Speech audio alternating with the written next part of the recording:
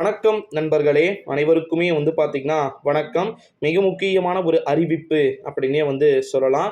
திமுகவின் கோபாலபுரத்து வீட்டில் பல கோடி கஞ்சாக்கள் கடத்தப்பட்டிருக்கிறதா, வைக்கப்பட்டிருக்கிறதா, இந்த சினிமா படங்களில் வருவது போல ஒரு விஷயங்கள் தற்போது நடந்து அரங்கேறி இருக்கிறதை நம்மளால பார்க்க முடிகிறது நண்பர்களே.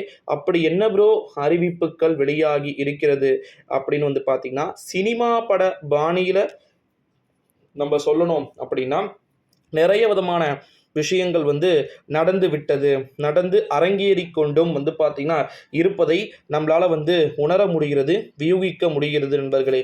இந்த ஒரு சூழ்நிலையில தான் திமுகவில் கோபாலபுரத்தின் வீட்டில் இப்போ சவுக்கு சங்கர் ரீசன்ட் டைம்ல கைதானார். அந்த மனுஷன் சும்மாலே வெறியா இருப்பார் திமுகவின் மேல.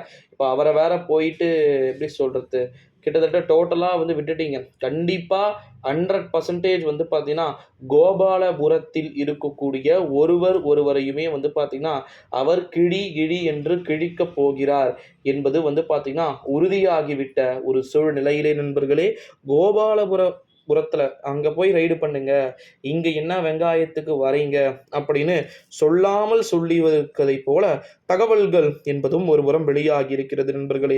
100% அப்பேற்பட்ட நிகழ்வுகள் என்பது நடந்து அரங்கேறப்பட்டு கொண்டு வருகிறதா அப்படின்னு கேட்டிங்கன்னா, திமுகவில் பொதுவாகவே பார்த்தீங்கன்னா நிறைய விதமான குடும்பம் சார்ந்த அரசியல்கள் என்பது பேசப்படுவதும் நடத்தப்படுவதும் வழக்கமான ஒன்றாகவும் வாடிக்கையான ஒன்றாகவும் பார்த்தீங்கன்னா இருந்து கொண்டிருக்கக்கூடிய ஒரு சூழ்நிலையிலே இப்பேற்பட்ட விஷயங்கள் என்பது வெளியாகி ரொம்பவே மிகப்பெரிய ஒரு பரபரப்பான ஒரு தருணங்கள் என்பது ஏற்பட்டு இருக்கிறதை நம்மால் பார்க்கத்தான் முடிகிறது.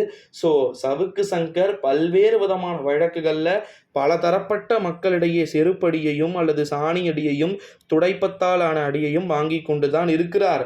வெளியே மட்டும் வந்தாருன்னா திமுகவின் கதையை முடிக்காமல் போக மாட்டார் அப்படின்னு சொல்லிட்டு கடுமையான குற்றச்சாட்டுக்கள் என்பது ஒரு புறம் முன்வைக்கப்பட்டு இருக்கிறதை நம்மால் பார்க்க முடிகிறது நண்பர்களே.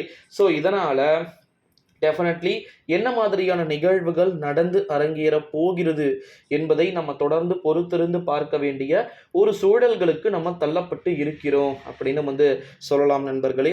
ஸோ இப்போ கோபாலபுர வீட்டில் பல கோடி கஞ்சாக்கள் இருப்பது உண்மைதானா, அங்கே ஃபஸ்ட்டு சோதனையை நடத்துங்கடா அப்படின்னு சொல்கிறத எல்லாம் நீங்கள் எப்படி பார்க்குறீங்க? ஏன்னா நிறைய மாற்றங்கள் என்பது நடந்து அரங்கேறக்கூடும் என்று எதிர்பார்க்கப்படுகிறது.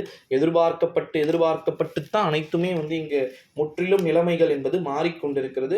ஸோ வெயிட் பண்ணி பார்க்கலாம் நண்பர்களே, என்னென்ன நிகழ்வுகள் எல்லாம் நடந்து அரங்கேற போகிறது அப்படின்னு சொல்லிட்டு. ஓகேங்களா? ஸோ இந்த வீடியோவை உங்கள் ஃப்ரெண்ட்ஸ் அண்ட் ஃபேமிலி எல்லாருக்குமே ஷேர் பண்ணிக்கோங்க.